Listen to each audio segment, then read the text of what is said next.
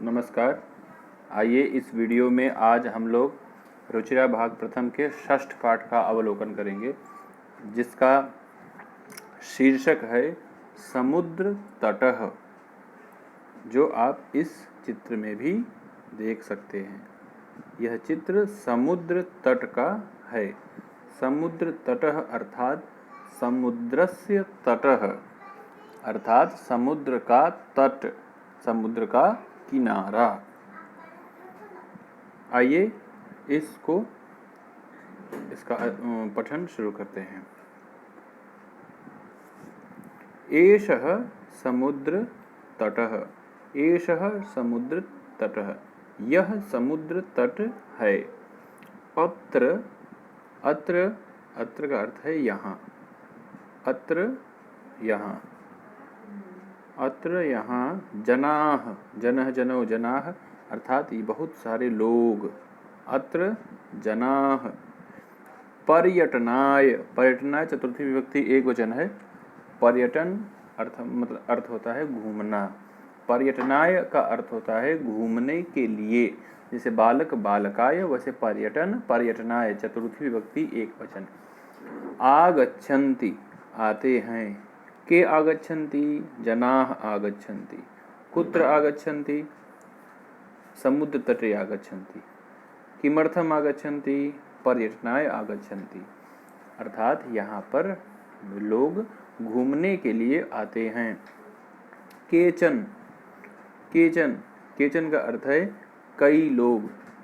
तरंगैः, तरंगः, तरंगः का अर्थ होता है, तरंगः का अर्थ होता है लहर, और तृतीय विभक्ति एक वचन में बनता है तरंगैः। इसका रूप बनता है तरंगैः, जैसे बालक बालकैः, और तृतीय विभक्ति का चिन्ह है से या द्वारा। तो तरंगैः क्रीडन्ति, अर्थात कई लोग तरंगों से खेलते हैं। तरंगों से खेलते हैं अर्थात लहरों से खेलते हैं। तरंग अर्थात होता है लहर, तो कई लोग लहरों से खेलते हैं। केचन च नौकाभिः जलविहारं कुर्वन्ति। केचन अर्थात कई लोग, च और मतलब च का अर्थ है और, नौकाभिः इसका मूल रूप है नौका। नौका का अर्थ होता है नाव, और नौका में तृतीय विभक्ति एक वचन लगता है, जैसे बालिका बालिकाभिः। तो नौका नौकाभिः, नौकाभिः का अर्थ होता है नावों से। यहाँ देख सकते हैं आप, कई नाव हैं यहाँ पर। तो नावों से, नावों से क्या, जल विहारम कुर्वन्ति, जल विहार करते हैं। पानी में वो नौका से घूमते हैं, जल विहार करते हैं। कौन करते हैं, लोग। केचन का अर्थ है यहाँ पे कई लोग। कई लोग क्या करते हैं, जल विहार करते हैं। आगे देखते हैं बच्चों। तेषु केचन कन्दुकेन क्रीडन्ति। तेषु केचन कन्दुकेन क्रीडन्ति। तेषु का अर्थ होता है उनमें से। तेषु सप्तमी विभक्ति एक वचन है तत्का, तस्मिन् तयोः तेषु, अर्थात उनमें से। केचन, केचन अर्थात कई लोग। कन्दुकेन तृतीय विभक्ति एक वचन। कंदुक मतलब होता है गेंद, कंदुक मतलब होता है गेंद, ये है। कंदुकेन अर्थात कंदुक से, गेंद से। क्रीडन्ति अर्थात खेलते हैं। क्रीडति क्रीडतः क्रीडन्ति बहुवचन का प्रयोग है। तो तेषु केचन जनाः कन्दुकेन क्रीडन्ति, उनमें से कई लोग कंदुकों से खेलते हैं, अपने अपने गेंद से खेल रहे हैं। बालिकाः बालकाः च का अर्थ होता है और। बालिकाः अर्थात लड़कियां जो भी हैं यहाँ पर, ये बालकाः च और बहुत सारे लड़के, लड़के और लड़कियां। बालुका भी, जैसे यहाँ पे क्या था, नौका भी, नौका भी का अर्थ था नावों से। बालुका भी का अर्थ होता बालुओं से। यहाँ पे ये क्या है, बालू से, ये बालू से कुछ बना रहा है। देखो यहाँ भी बच्चे बनाए हुए हैं, यहाँ भी बच्चे बनाए हुए हैं। क्या बनाए हैं, बालुका भी मतलब बालुओं से। बालुका गृहम रचयन्ति, बालुका गृहम रचयन्ति अर्थात बालू का घर रचयन्ति बनाते हैं, रचना करते हैं। बच्चे क्या करते हैं, बालू से बालू का घर बनाते हैं। मध्य मध्य बीच बीच में, तरंगाः, यहाँ पे तरंगई था, ये देखो तरंग का अर्थ होता है लहर, तो तरंगई ही मतलब लहरों के द्वारा, और तरंगाः मतलब लहरें, ये यहाँ पर प्रथमा विभक्ति बहुवचन है, तो तरंगाः का अर्थ हो जाएगा लहरें। बालुका गृहम प्रवाहयन्ति, बीच बीच में से यहाँ पर जो लहरें आती हैं वो ये जो बालू का घर बनाए हुए हैं बच्चे, उसको वो प्रवाहित कर देती हैं, अर्थात बहा देती हैं। बच्चे बालू का घर बनाए और वहाँ से एक बड़ी सी लहर आई और पूरा बालू का घर उनका प्रवाहित कर दी, बहा दी। तो बीच बीच में तरंगाः लहरें, बालू का गृहम प्रवाहयन्ति, बालू का घर बहा देते हैं, धो देते हैं। एषा क्रीडा, ये सब क्रीडाएं, प्रचलति एव, चलता ही रहता है। ये कहाँ का दृश्य है? समुद्र के किनारे का दृश्य है। यहाँ पर ये सब दृश्य चलता रहता है। कौन सा दृश्य? बच्चे बालू का घर बना रहे हैं, कई लोग लहरों से खेल रहे हैं, कई लोग जल विहार कर रहे हैं, कई लोग वहाँ पर अपने गेंद से खेल रहे हैं। ये सब दृश्य वहाँ पर चलता ही रहता है। समुद्र तटाह, समुद्र तटः मतलब एक समुद्र का किनारा, समुद्र तटाह मतलब बहुत सारे समुद्र के किनारे जो हमारे देश में हैं। न केवल पर्यटन स्थानानि, न केवल पर्यटन स्थान है, नहीं तो और क्या है फिर? अत्र मतलब यहाँ पर समुद्र तट पर, मत्स्य, मत्स्य का मतलब होता है मछली, जीविनः अर्थात मछली से जीविकोपार्जन करने वाले, जीविकोपार्जन करने वाले मतलब मछुआरे। अपि भी स्वजीविकाम, स्व का अर्थ होता है अपनी, जीविका का मतलब होता है अपना खर्च, अपना जीवन निर्वाह। स्वजीविकाम चालयन्ति, अपनी जीविका चलाते हैं, अपने परिवार का भरण पोषण करते हैं। कौन? मछुआरे। किस पे निर्भर होते हैं?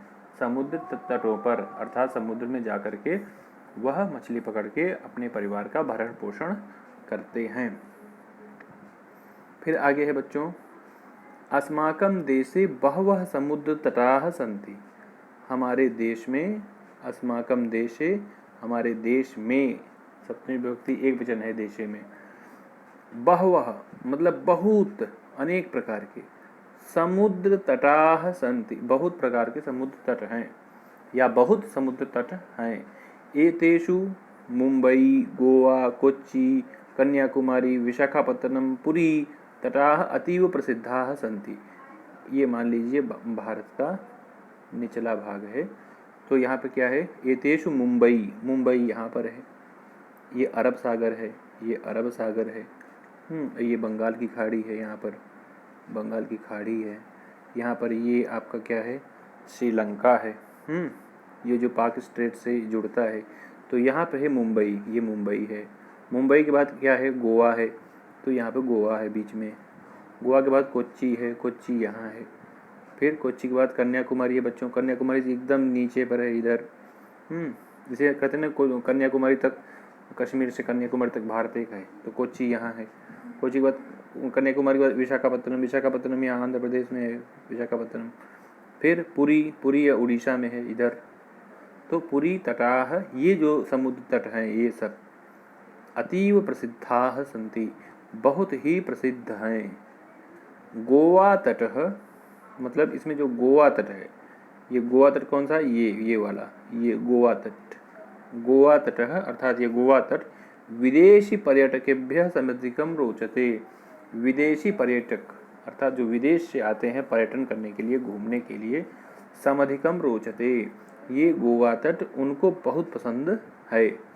विशाखापत्तनम तटः मतलब ये वाला तट, विशाखापत्तनम तटः वैदेशिक व्यापाराय प्रसिद्धः, ये वैदेशिक व्यापार के लिए प्रसिद्ध है, मतलब यहाँ से बहुत सारे शिप आते हैं और बहुत सारे शिप जाते हैं सामान लेकर के, जो विदेशों से व्यापार करते हैं। तो वैदेशिक व्यापाराय का अर्थ है विदेश से व्यापार करने के लिए प्रसिद्ध अर्थात प्रसिद्ध है। कौन? विशाखापत्तनम तटः। कोच्चि तटः, कोच्चि तटः कौन है? ये केरल में है इधर। कोच्चि तटः ये क्या है? नारिकेल फलेभ्यः ज्ञायते, नारिकेल फलेभ्यः ज्ञायते, वो नारिकेल फलों के लिए जाना जाता है। नारिकेल का मतलब होता है नारियल, नारियल के फलों के लिए जाना जाता है। मुंबई तटे, मुंबई नगरस्य जुहू तटे, मुंबई नगरस्य जुहू तटे, ये मुंबई नगर जो मुंबई के पास में है उसमें जुहू जो तट है, जुहू तट जुहू का नाम है तट का, जुहू तटे जनाः सर्वे जनाः अर्थात सभी लोग स्वैरम विहरन्ति, एकदम स्वच्छंद रूप से घूमते हैं, बहुत ही अच्छे फ्री होकर के, स्वच्छंद होकर के वहाँ पर विहार करते हैं। विहरन्ति का मतलब होता है घूमते हैं, विहार करते हैं। चेन्नई नगर से मेरीना तट है, जो ये भारत का निचला भाग है, यहाँ पर ये जो तमिलनाडु की राजधानी चेन्नई है, ये चेन्नई नगर का एक तट है, इनका नाम है मेरीना तटः, मेरीना तटः। देशस्य सागर तटेषु दीर्घतमः, जो देश के सागर के तटों में सबसे बड़ा है, ये सबसे बड़ा सागर का तट है, भारत के तटों में सबसे बड़ा है। आगे देखते हैं बच्चों। भारतस्य 30 दिशासु समुद्र तटाः सन्ति, यहाँ भारतस्य, भारत के 30 दिशासु अर्थात तीनों दिशाओं में, जैसे ये भारत का निचला भाग मैं फिर से बना दे रहा हूँ, भारत से 30 दिशासु, यहाँ पर एक दिशा हो गई, ये एक दिशा हो गई और ये एक दिशा हो गई। भारत के तीनों दिशाओं में समुद्र तटाः सन्ति, इधर भी समुद्र है, तट है, इधर भी समुद्र तट है और इधर भी समुद्र तट है। अस्मादेव कारणात्, अस्मात् एव कारणात् अर्थात इसी कारण से, पंचमी विभक्ति है, अस्मात् एव कारणात् इसी कारण से, भारत देशः प्रायद्वीपः इति कथ्यते, भारत देश को प्रायद्वीप कहा जाता है, भारत देश को प्रायद्वीप कहा जाता है। क्यों? क्योंकि भारत का ये जो निचला भाग है वो 3 तरफ से समुद्र तट से घिरा हुआ है। भारत का ये निचला भाग है वो 3 तरफ से समुद्र से घिरा हुआ है। तो क्या घिरा हुआ है? पूर्व दिशायाम बंगोपसागर है, यहाँ पर बंगोपसागर है। बंगोपसागर का मतलब होता है बंगाल की खाड़ी। यहाँ पर इसी भारत में बंगाल की खाड़ी में इधर क्या है? इधर अंडमान निकोबार है। तो ये बंगाल की खाड़ी, पूर्व दिशायाम बंगोपसागर है अर्थात पूर्व दिशा में बंगाल की खाड़ी। दक्षिण दिशायाम हिंद महासागर है, तो ये दक्षिण दिशा नीचे होती है, तो यहाँ पर हिंद महासागर है, यहाँ पर हिंद महासागर है। यहाँ पे दूसरा देश है जिसको श्रीलंका कहते हैं। और पश्चिम दिशायाम अरब सागर है अस्ति, तो पश्चिम दिशा में, ये पश्चिम की दिशा है, यहाँ पर अरब सागर है, अरब सागर है अस्ति, ये अरब सागर है। एतेषां त्रयाणाम अपि संगमः, इन तीनों का संगम, अरब सागर का, बंगाल की खाड़ी का और हिंद महासागर का, एतेषां त्रयाणाम अपि सागराणाम संगमः, इन तीनों सागरों का संगम अर्थात मिलन कन्याकुमारी तटे भवति। मैं ये यहाँ पे इंडिकेट कर रहा हूँ, ये इधर इस कन्याकुमारी मतलब भारत के सबसे निचले हिस्से पर, वहाँ पर इन तीनों का संगम होता है अर्थात हिंद महासागर, बंगाल खाड़ी और अरब सागर यहाँ पर आकर मिलते हैं। कन्याकुमारी तटे भवति, कन्याकुमारी के तट पर होता है। अत्र पूर्णिमायाम, यहाँ पर पूर्णिमा के दिन, कहाँ पर? कन्याकुमारी में। चंद्रोदय सूर्यास्तम च, चंद्रोदय अर्थात चंद्र का उदय, सूर्यास्तम च अर्थात सूर्य का अस्त होना। युगपदेव, युगपदेव का अर्थ होता है युगपत एव, युगपत अर्थ एव का मतलब होता है एक ही साथ, एक ही साथ। द्रष्टुम शक्यते, द्रष्टुम दृश्य में तुमुन धातु है, देखना, शक्यते मतलब देखा जा सकता है। तो यहाँ पर पूर्णिमा के दिन चंद्रोदय और सूर्यास्त एक साथ देखा जा सकता है। ये शब्दार्थ है बच्चों, शब्दार्थ अच्छे से पढ़िएगा और इसको अपनी कॉपी में लिख करके याद करिएगा। आगे है देखो, अभ्यासः उच्चारणम कुरुत, इनका उच्चारण करना है। किनका उच्चारण करना है? ये जो शब्द लिखे हुए हैं ये। तो आइए उच्चारण करते हैं।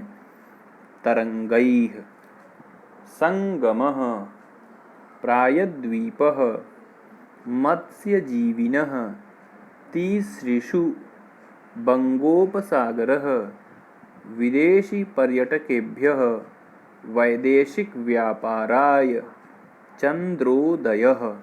यहाँ पर मुझे आपको एक ही बात समझानी है प्यारे बच्चों, ये जो मैं लिख रहा हूँ इसको ङ कहते हैं, जैसे क ख ग घ ङ, और ये जो लिख रहा हूँ इसको ड कहते हैं। इसमें इसको कहते हैं ङ और इसको कहते हैं ड। तो कई बच्चे इसको भी ड पढ़ने लगते हैं, तो ये ड नहीं है, ये ङ है।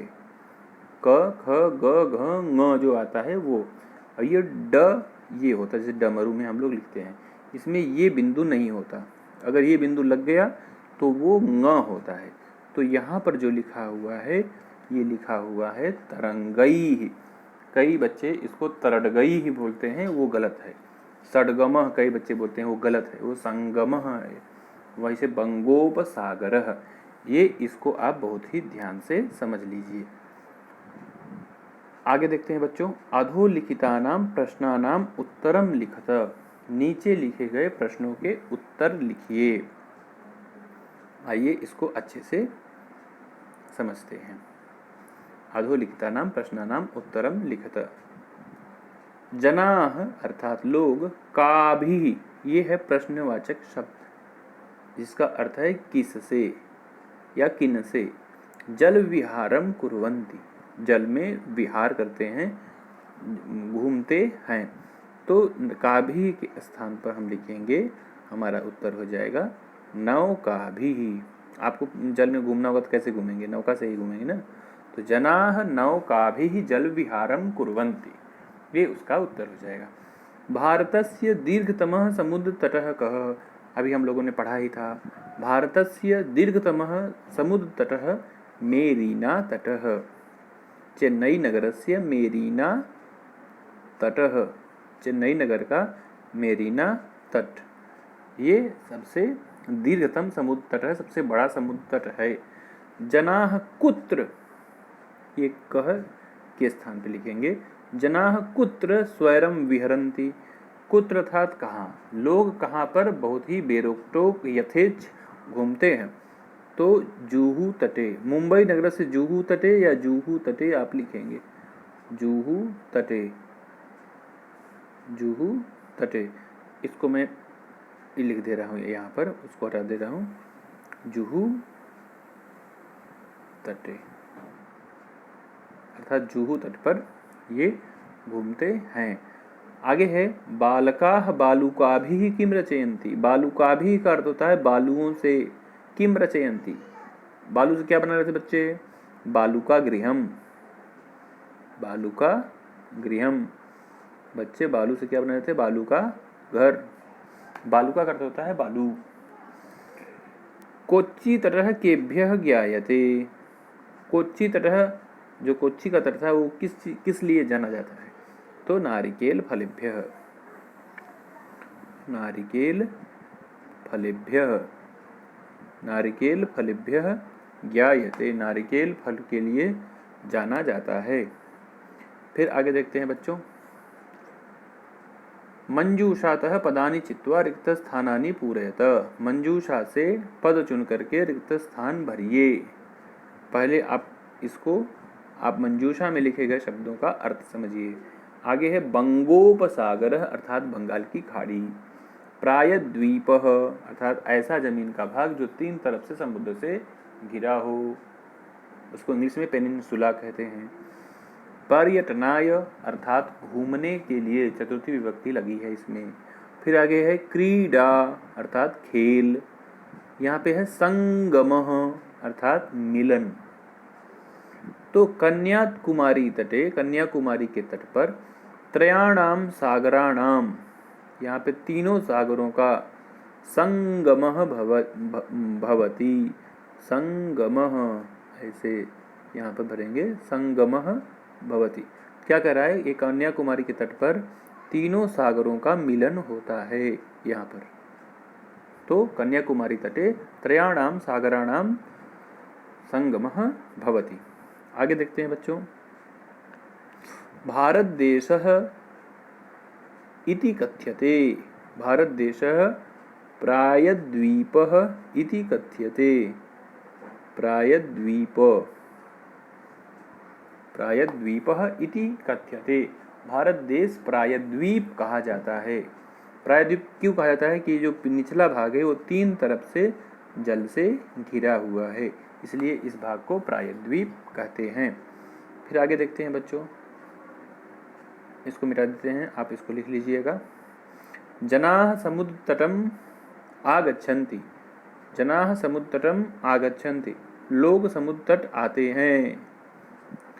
तो किस लिए आते हैं समुद्र तट? तो आते हैं पर्यटनाय आगच्छन्ति। पर्यटनाय, पर्यटनाय का मतलब होता है घूमने के लिए आते हैं। पर्यटनाय आगच्छन्ति। बालेभ्यः रोचते। रोचते का अर्थ होता है रुचिकर लगता है, अच्छा लगता है। बालेभ्यः क्रीडा रोचते। बालेभ्यः क्रीडा रोचते। क्रीडा ऐसे लिखते हैं। बालेभ्यः क्रीडा रोचते। बच्चों को खेलना अच्छा लगता है। भारतस्य पूर्व दिशायां, भारतस्य पूर्व दिशायां बंगोपसागरः अस्ति। बंग ये हो गया बंगोपसागरः, अर्थात बंगाल की खाड़ी अस्ति है। आगे देखते हैं बच्चों, अग्रिम प्रश्न है यथा योग्यम योजयत। जैसे योग्य हो वैसे इसमें जोड़ो। कैसे जोड़ेंगे? समुद्र तटः, समुद्र तट किस लिए होता है? पर्यटनाय, घूमने के लिए। पर्यटनाय अर्थात घूमने के लिए। इन सभी शब्दों में, दूसरे कॉलम के सभी शब्दों में चतुर्थी विभक्ति लगी, जैसे बालक बालकाय। तो यहाँ पर ज्ञानाय, पोषणाय, प्रकाशाय, पर्यटनाय, खेलनाय, इसका अर्थ है इसमें सब में चतुर्थी विभक्ति लगी है। इसमें के लिए जुड़ा है, जैसे ज्ञानाय लिखा है तो ज्ञान के लिए, ये अर्थ होगा। क्रीडनकम अर्थात खिलौना, तो किस लिए होता है? खेलनाय, खेलने के लिए। दुग्धम, हम दूध किस लिए पीते हैं? पोषणाय, न्यूट्रिशन के लिए, पोषण के लिए। दीपकः, जो दीपक होता है वो किस लिए होता है? प्रकाशाय, प्रकाश के लिए। विद्या, विद्या ज्ञानाय, विद्या ज्ञान के लिए होता है। इसको आप अच्छे से लिख लीजिए। फिर पंचमा प्रश्न है, पंचमः प्रश्नः तृतीया विभक्ति प्रयोगेण रिक्त स्थानम पूरयत। तृतीया विभक्ति के प्रयोग से रिक्त स्थान भरिए। बालक का तृतीय विभक्ति क्या होता है? बालकेन। कैसे? बालकः बालकौ बालकाः, बालकम बालकौ बालकान, बालकेन। तृतीय विभक्ति होती है बालकेन। अच्छा, बहुवचन में क्या होता है तृतीया के? बालकेन बालकाभ्याम बालकैः। बालकेन का अर्थ होता है बालक से या द्वारा, बालक के द्वारा, और बालकैः का मतलब होता है बालकों से या बालकों के द्वारा। तो यहाँ पर क्या करना है? तृतीय विभक्ति लगानी है। तो यहाँ पर मित्र लिखा था, जैसे बालक का बालकेन हमने बताया था, तो मित्र का हो जाएगा मित्रेण, मित्र का मित्रेण। वैसे कमल का क्या हो जाएगा? कमल का हो जाएगा, यहाँ पर कमलेन भी लिख सकते हैं, लेकिन यहाँ पर तालाब में बहुत सारे कमल होते हैं तो कमलई है, बहुवचन लगाएंगे। तडागः कमलई विभाति, इसको हम छोड़ रहे हैं, अभी बताएंगे आपको। फिर कंदुक है तो अहम अपि, अहम का मतलब होता है मैं, अपि मतलब भी, मैं भी। खेलामी, खेलता हूँ, तो कैसे? तो मैं तो एक ही गेंद से खेलता हूँ, तो हम यहाँ पे लिखेंगे कंदुकेन। कंदुकेन ये तृतीय विभक्ति एक वचन है, और कमलई तृतीय विभक्ति बहुवचन था। अश्वाह मतलब बहुत सारे घोड़े, सह धावन्ति साथ दौड़ते हैं, तो अश्वाह अश्वैः सह, अश्वाह अश्वैः, अश्वैः सह धावन्ति, कि घोड़े घोड़ों के साथ दौड़ते हैं। तो मृगाः सह चरन्ति, साथ चरते हैं, किसके साथ? मृगैः सह चरन्ति, जैसे बालकेन बालकाभ्याम बालकैः, उसे मृगेण मृगाभ्याम मृगैः। अब यहाँ पे ये इसको हमने क्यों छोड़ दिया था? ये सारे के सारे बच्चों कोई कुछ तो, जैसे मित्र नपुंसक लिंग है तो मित्रेण, तो प्रथमा और वो पुल्लिंग और नपुंसकलिंग तृतीया विभक्ति एक ही तरह चलता है, जैसे मित्र, मित्रेण, बालकः, बालकेन। लेकिन बालिका जो शब्द रूप है ये स्त्रीलिंग का है। बालिका का शब्द रूप थोड़ा सा अलग चलता है क्योंकि ये आकार अंत है, आ से अंत होता है। तो बालिका, बालिके, बालिकाः, बालिकाम, बालिके, बालिकाः, बालिकया। तो बालिकया तो एक वचन में हो जाएगा, बालिकया, बालिकाभ्याम, बालिकाभिः। तो यहाँ पे लिखा क्या है, बालकाः बालिकाभिः सह पठन्ति। तो यहाँ पे हो जाएगा तृतीय विभक्ति बहुवचन का रूप बालिकाभिः, बालिकाभिः सह पठन्ति, बालिकाभिः सह पठन्ति। एक बात और ध्यान दीजिए बच्चों, जहाँ पर भी हम ये लगाते हैं सह, सह का मतलब होता है साथ, सह का मतलब होता है साथ। इस सह के साथ हरदम तृतीय विभक्ति लगती है। जैसे यहाँ सह लिखा था, यहाँ सह लिखा था, यहाँ सह लिखा था, तो उन आगे सभी के शब्दों में अश्वई ही, मृगई ही, बालिका भी, ये सब तृतीय विभक्ति लगती है। एक सूत्र होता है सायुक्ते प्रधाने, अभी उसके बारे में आपको हम नहीं बताएंगे। आगे देखते हैं, अधोलिखितं वृत्तचित्रं पश्यत, कोष्ठकानुसारेण कोष्ठकगतैः शब्दैः उचित वाक्यानि रचयत। पहले इन वृत्त को देखिए और उसी अनुसार क्या बनाइए, वाक्य बनाइए। क्या बनाना है, यहाँ पर देखो यहाँ पर एक वाक्य बनाया है, रहीमः मित्रेण सह क्रीडति। ध्यान से देखेंगे तो रहीमः मित्रेण सह क्रीडति, और क्या लिखा है, एक। पहला रहीमः मित्रेण सह क्रीडति कहाँ लिखा है, ये यहाँ लिखा है, रहीमः मित्रेण सह क्रीडति। आइए इसको ढूंढते हैं कि इस वृत्त में कहाँ लिखा है वो। ये यहाँ लिखा है, ये है एक। एक का मतलब है ये एक लिखा है, देखिए एक। तो एक कहाँ से है, ये यहाँ से लेकर के यहाँ तक है। ध्यान से देखिए, यहाँ से लेकर के यहाँ तक है। क्या लिखा था, रहीमः, पहले रहीमः लिख दिया, ये रहीमः ये सबसे सेंटर में है, तो रहीमः हर बार आएगा। तो रहीमः, फिर आया मित्र, फिर आया सह। अभी हमने बताया था सह के साथ हरदम क्या लगता है, तृतीय विभक्ति लगती है। और क्रीडति मतलब खेलता है। तो रहीमः वैसे के वैसे लिखा जा रहा है, सह भी वैसे के वैसे लिखा जा रहा है, और क्रीडति भी वैसे के वैसे लिखा जा रहा है। तो इसमें क्या देख रहे हैं हम, देखो यहाँ पर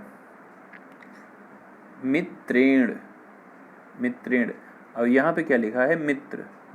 तो इसी वृत्त में जितने भी शब्द लिखे हुए हैं, इस दूसरे वृत्त में जितने भी शब्द लिखे हुए हैं, इसमें तृतीय विभक्ति लगानी है, तृतीय विभक्ति लगानी है। बालिका का तृतीय विभक्ति क्या होता है, बालिकया। बालक क्या होता है, बालिके, बालकेन। बालक का बालकेन होता है, और बालिका का बालिकया। बालिका बालिकया, द्विचक्रिका द्विचक्रिकया, तूलिका तूलिकया। तो ये ऐसे लिखा जाएगा। तो दूसरा क्या है, दूसरा है बच्चों ये दूसरा है क्या, ये यहाँ रहीम से लेकर के गच्छति तक। तो कैसे लिखेंगे, दूसरे में ऐसे दूसरा डाल के लिखेंगे, रहीमः, रहीमः द्विचक्रिकया, द्विचक्रिकया। ये तृतीय विभक्ति लग गई है इसमें, द्विचक्रिका लिखा है उसमें, तो बालिका को बालिकया, तो द्विचक्रिका को द्विचक्रिकया। बाकी पूरा वैसे ही लिखा जाएगा, आपणम गच्छति, आपणम गच्छति। तो रहीम द्विचक्रिका से अर्थात साइकिल से, आपणम गच्छति, द्विचक्रिका का अर्थ होता है साइकिल, द्विचक्रिकया का अर्थ हो जाएगा साइकिल से, क्योंकि तृतीय विभक्ति का चिन्ह होता है से या द्वारा। आपणम का अर्थ होता है दुकान, गच्छति का अर्थ होता है जाता है। उसी प्रकार आप कैसे बनाएंगे, उसी प्रकार कैसे बनाएंगे देखते रहते हैं। ये तीसरा कैसे बनाएंगे, ऐसे इस प्रकार से कैसे बनाएंगे, रहीमः, रहीमः हर बार आएगा। तो क्या है, कलम, कलम में तृतीय विभक्ति लगानी है, तो हो जाएगा कलमेन, कलमेन पत्रम लिखति। रहीम कलम से पत्र लिखता है। फिर देखो बच्चों ये चौथा है, चौथा कैसे बनाएंगे, ऐसे बनाएंगे, रहीमः, रहीमः क्या है, हस्त, तो तृतीय विभक्ति लगाएंगे तो हस्ताभ्याम, नहीं कंदुकम क्षिपति ना, तो गेंद खेल फेंक रहा है तो एक हाथ से फेंकता है, हस्तेन हाथ से, कंदुकम अर्थात गेंद, क्षिपति अर्थात फेंक रहा है, अर्थात फेंक रहा है, रहीम हाथ से गेंद फेंक रहा है। फिर रहीमः नौका जल विहारम करोति, नौका जैसे बालिका, बालिकया, नौका तो नौकया, तो हो जाएगा रहीमः, रहीमः नौकया, नौका से, जल विहारम करोति, जल विहारम करोति, जल विहार करता है नौका से, नौकया।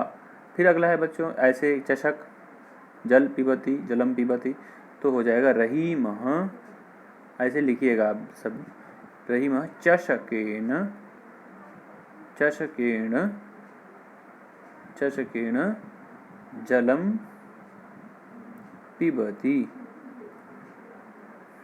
पिबती अर्थात रहीम चषक से मतलब गिलास से जल पीता है।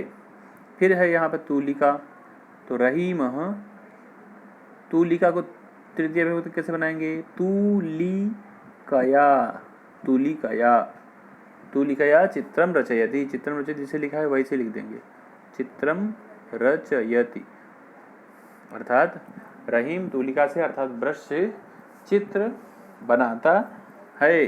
फिर अगला क्या है बच्चों, ये वायुयान है, रहीमः, रहीमः आप लिख लीजिएगा, मैं केवल वही लिख दे रहा हूँ, रहीमः वायुयान, तो वायुयानेन ह्यः आगच्छत्, कल आया, तो वायुयान क्या कर देंगे, वायुयानेन लिख देंगे, बाकी से सीधा लिख देंगे ऐसे। फिर अगला है बच्चों मित्रेण सह, मित्रेण सह बनाया हुआ है। तो इस प्रकार आप इस वृत्त में क्या करना है, केवल इस वृत्त में, इस वाले पहले दूसरे वृत्त में जितने शब्द लिखे हैं जैसे वायुयान, मित्र, द्विचक्रिका, कलम, हस्त, नौका, चषक और तूलिका, इन सभी में तृतीय विभक्ति लगानी थी। द्विचक्रिका, नौका और तूलिका ये स्त्रीलिंग में है तो द्विचक्रिका को बनेगा द्विचक्रिकया, नौका नौकया, तूलिका तूलिकया, बाकी सब में बालक बालकेन, वायुयान वायुयानेन, मित्र मित्रेण, कलम कलम कलमेन, हस्त हस्तेन, चषक चषकेन, इस प्रकार बना देंगे। आगे देखते हैं बच्चों, उचित पद प्रयोग से रिक्त स्थान भरिए, उचित पद प्रयोग से रिक्त स्थान भरिए, कैसे भरेंगे, धनिकः धनम ददाति, दा धातु के युग में हरदम चतुर्थी विभक्ति होती है, जहाँ पे देने का भाव आता है वहाँ पे हम चतुर्थी विभक्ति लगाते हैं। तो चतुर्थी विभक्ति में क्या है, यहाँ ये है, जैसे बालक का चतुर्थी विभक्ति होता है बालकाय, वैसे निर्धन का होगा निर्धनाय, तो यहाँ क्या भरेंगे हम, निर्धनाय, यहाँ हमने टिक कर दिया, ये सही है, निर्धनाय। बालः विद्यालयम गच्छति, बालक विद्यालय जाता है, किस लिए जाता है, पठनाय, पठनाय का अर्थ होता है पढ़ने के लिए, क्योंकि चतुर्थी विभक्ति का चिन्ह होता है के लिए, जिस कर्ता ने कर्म को करण से या द्वारा संप्रदान के लिए। सज्जनाः जीवन्ति, सज्जन लोग जीते हैं, कैसे जीते हैं, परोपकाराय, जैसे निर्धनाय पठनाय परोपकाराय, परोपकार के लिए जीते हैं, दूसरे का उपकार करने के लिए जीते हैं। प्रधानाचार्यः छात्रेभ्यः पारितोषिकम यच्छति, प्रधानाचार्य बच्चों के लिए पारितोषिक प्रदान करता है, बच्चे एक नहीं है इसलिए छात्राएं नहीं हुआ, छात्राएं, छात्राभ्याम, छात्रेभ्यः, छात्रेभ्यः बहुवचन का है क्योंकि एक प्रधानाचार्य कई बच्चों को पारितोषिक देता है। नमः, नमः के साथ हरदम चतुर्थी विभक्ति लगती है, जैसे हम लोग जानते हैं बहुत ही प्रचलित है, श्री गणेशाय नमः, तो गणेशाय नमः, तो यहाँ क्या कहेंगे, शिक्षकाय नमः, शिक्षक को नमस्कार है। आगे देखते हैं बच्चों, यहाँ पे ये समाप्त होता है आज का यह पाठ। अगले वीडियो में दूसरा अगला पाठ लेकर के आपके सामने प्रस्तुत होंगे, तब तक के लिए धन्यवाद, नमस्कार।